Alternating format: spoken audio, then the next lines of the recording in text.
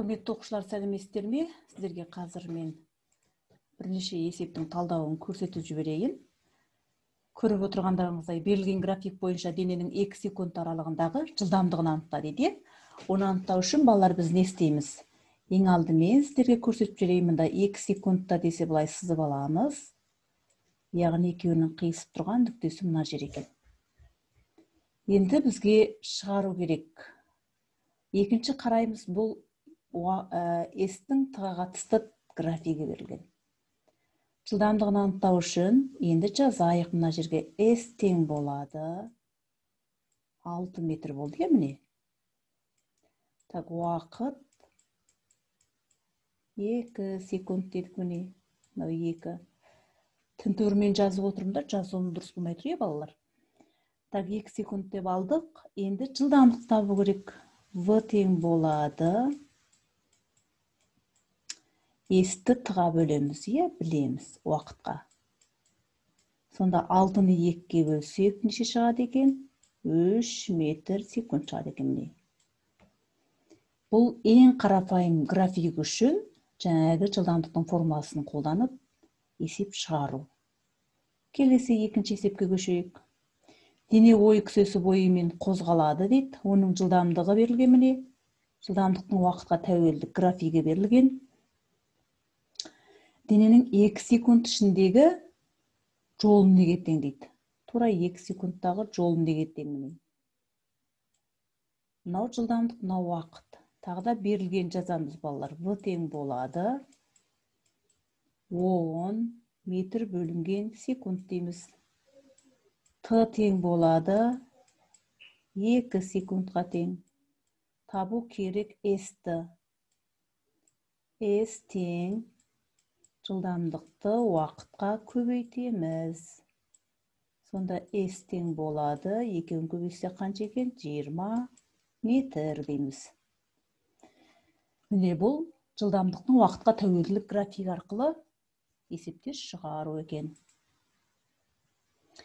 Келесі есепті қарайық, балалар. Келесі есеп біраз күрделі. Суретте денелердің қозғалыс графигі берілген дейді. Енді 5 секундтағы дененің координаттарын, жылдамдықтарын анықта дейді. 2 дене берілген. Бірінші денені мында мен қызылмен бояп отырмын. Оның графигі мында жатыр. Енді жазамыз, балалар. Мынау координаттың, яғни уақытқа қатысты теңдеу, дененің бастапқы орны неше? 15 метр, 2 соңғы орны да қанша? 15, өзгерген жоқ, бір қалыпты кетіп жатыр дейді. Т қанша? 5. Так, жылдамдығын табу керек дейді. Координаттарын тауып қойдық, міне. Енді жылдамдық табу үшін V тең болады. Формула жазамыз, балалар. Соңғы орыннан бастапқы орынды азайтып, соңғы уақыттан бастапқы уақытты қайтеміз, азайтып барып бір-біріне бөлеміз. V тең болады, міне. 15 минус 15 тағы да. Міне соңғы уақыты 5. 5 минус 0. V тең болады 0. Міне. Бір қалыпты жүзікті қозғалыс, жылдамдық тұрақты. Тұрақты өзгермейді.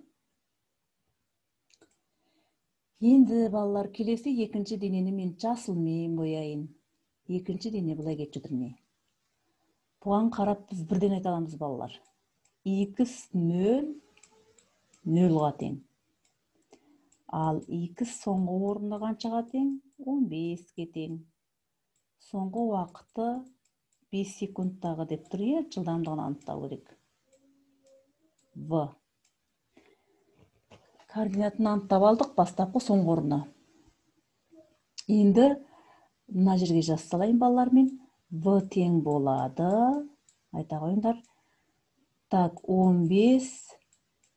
Соңғы орыннан бастапқыны азайтамыз. 15. 15, Так, бөлесі қайық 5-ке дейік. Сонда V тең болады 3 метр бөлінген секундқа тең. Яғни нөлден бастап дене қайтты, түзу сызықта қайтып барады, артып барады. Келесі есепті көрейік. Келесі есепте қарада тақтада көрініп тұр. X1 тең болады 4-ті, X2 тең болады 6 минус 2-ті теңдеулеріне сәйкес қозғалады дейді. Нүктелер кездесе ме? Қайда? Қашан дейді. Қашан және қайда кезігеді? Бұны табу үшін біз білеміз. Қозғалыс заңының теңдеуін жазып аламыз, иә? X0 қосылған VT деп. Бірінші теңдеуді жазайық. 4T. Так, екінші теңдеуіміз 6 минус 2T. Так, енді не істейміз, балалар? Енді салыстырайық міне. Көкпен бірінші денені салыстырайық. Бұл жерде қандай бастапқы нүктесі жоқ. Бірінші нүктенің X0 0. Ал жылдамдықтың орында 4 тұр. Онда V тең болады 4 деп қояйық. Көкпен жазып отырмын. Так, екіншіні мен сарымен жазайын. Бастапқы орнында қандай тұр? 6 тұр. Жылдамдығы қандай екен? -2. Енді қазір біз графигін тұрған кезде оның жылдамдығы қалай төмен қарай бетіп түсіп тұру керек. Солай шыға ма екен, шықпай ма екен, қазір көретін боламыз. Енді қазір балалар, біз мына сұрақтарға жауап беру үшін ең алдымен X1 мен X2-ні теңестіреміз. Сонда 4T тең болады 6 минус 2T. Бұлай кеттет 6T тең болады 6, е? Сонда T тең болады 1 секунд шығады екен. 1 секунд. Енді T X1-дің орнына қоямыз. 4 көбейген 1. 4 метр шықты. X2-ның орнына қоямыз. 6 минус 2 көбейген 1. Тең 4 метр шықты. Яғни 4 метр аралықта екеуі 1 секунд уақыт мезетінде қайтеді екен, кезігеді деп жауап береміз. Енді графигін тұрғызып көрейік, балалар. Бірінші теңдеуді жазып аламыз, X1 теңдеуді.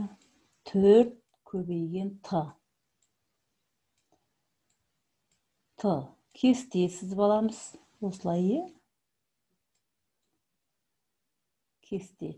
Үстінде уақыт тұрады, астында координата X тұрады. 0, 1, 2-ні берейік. Так, 0-ді бергенде бұлай істейміз, не балар? X1 тең 4 көбейген 0 деп жазамыз. Сонда 0. 1-ді қоямыз 4, 2-ні қоямыз 8. Графигін тұрғызайық міне. Дәптерлеріңе түзу сызғышпен салсаңыздар әдемі болып шығады. X-тің уақытқа тәуелділік графигі. Мынау 1, мынаны 2 дей салайық. 1, 2. Мынау 2, 0, 4, 8. 4, 4, 4 солай астыр. Онда 1 бөлігін 4 деп алсайық. Мынау 4, мынау 8 деп алайық. Енді графигін тұрғызайық, балалар. Графигін тұрғызайық. 0 болғанда 0. Міне жатыр. 1 болғанда 4. Осылай қоя салайын. Так, 2 болғанда 8 дедік міне. Сонда енді бастапқы және соңғы нүктесін қайтеміз, тұтастырамыз. Жерде қолмен сыза алмай отырмын мен. Міне бұл X тең болады 4T деген теңдеудің графигі деп айтамыз. Енді келесі екінші теңдеу бар, е?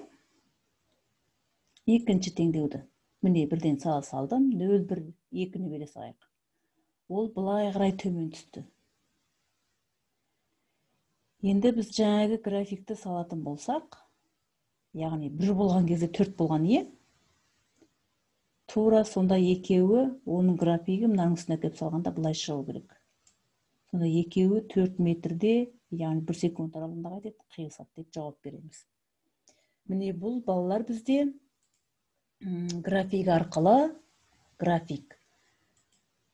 график арқылы теңдеу шығару, теңдеу арқылы график құруға болады екен. Міне бұл біздің қозғалыстардың теңдеуін қолдана